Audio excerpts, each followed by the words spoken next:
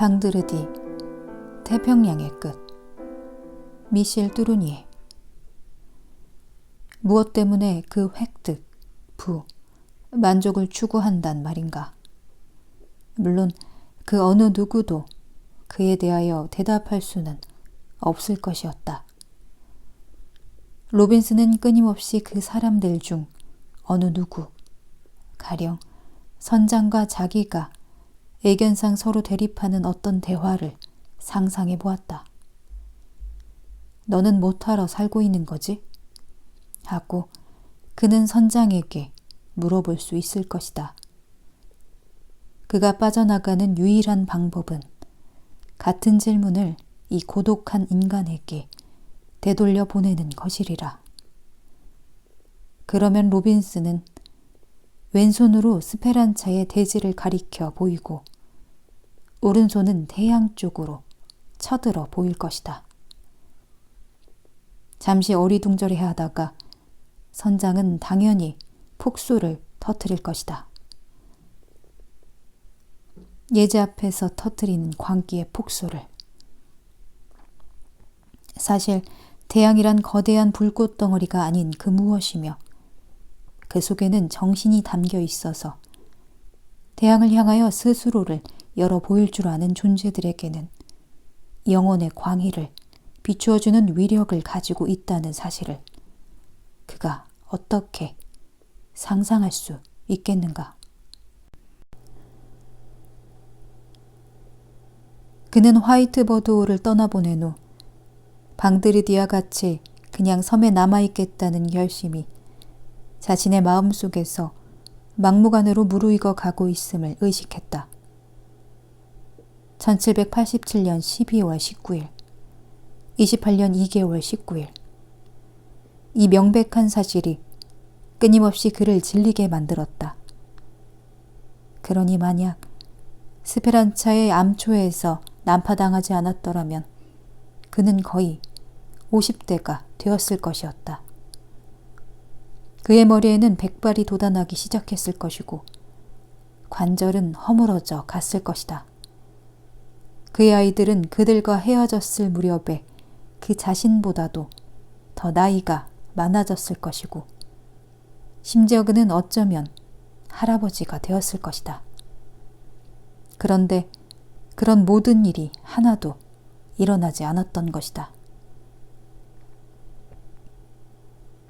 스페란차는 이 모든 음산한 타락에 대한 빛나는 거부인 양 악취 가득한 그 배에서 400여 미터나 떨어진 곳에 우뚝 서 있었다.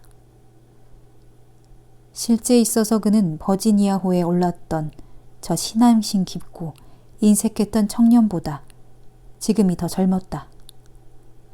그는 그 내부의 부패와 쇠퇴를 향한 어떤 충동을 내포한 생략적 젊음으로 젊은 것은 아니었다.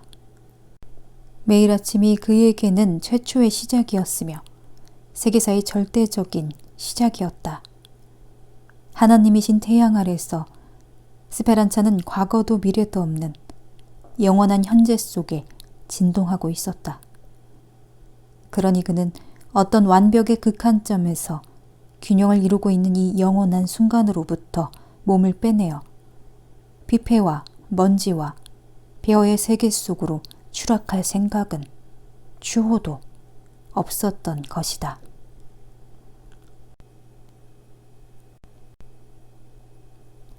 화이트버드호는 사라지고 없었다. 로빈스는 미리 그와 상의해 보지 않고 섬에 그냥 눌러앉아 살기로 혼자서 결심한 것을 후회했다. 방드르디를 생각하면서 그는 호녀라가 해먹을 메어놓고 밤시간과 또 얼마간의 낮시간을 보내곤 했던 후추나무 쪽을 향하여 자신도 모르게 다가갔다. 해먹은 텅 비어 있었다. 로빈스는 그의 동료의 이름을 소리 높여 부르면서 섬 전체를 찾아다니기 시작했다. 방드르디가 어떻게 자기를 배반할 수 있었는지 이해할 수가 없었다. 그렇지만 이제 자기는 처음의 날들과 마찬가지로 이 섬 안에 혼자뿐이라는 명백한 사실조차도 받아들일 수가 없었다. 로빈슨은 어제만 해도 존재하지 않았던 저 28년이 이제 금방 자기의 두 어깨 위에 털썩 내려앉았음을 깨달았다. 그는 또 늙은이에게 고독보다 더한 저주는 없다는 것도 깨달았다. 죽음은 이제 그에게 적합한 유일한 영혼의 형태가 아닐까. 그는 동굴이 있었던 자리에 아무렇게나 뒤엉킨 채 솟아있는 바위돌 더미 쪽으로 작은 발걸음을 옮겨갔다. 태아와 같은 자세로 몸을 웅크린 채 눈을 감으며 그는 기진맥진한 상태가 극에 이르고 슬픔이 그토록 깊은지라 생명은 그를 잊어줄 것이었다. 과연 그는 단 하나의 통로를 발견했는데 고양이가 다니는 구멍보다 좀 더 클까 말까 했다. 그 구멍의 깊이가 어느 정도인가를 알아보기 위해 어둠의 정도를 살펴보려니까 거기에서 무엇인가가 움직이는 모습이 보이는 듯 했다.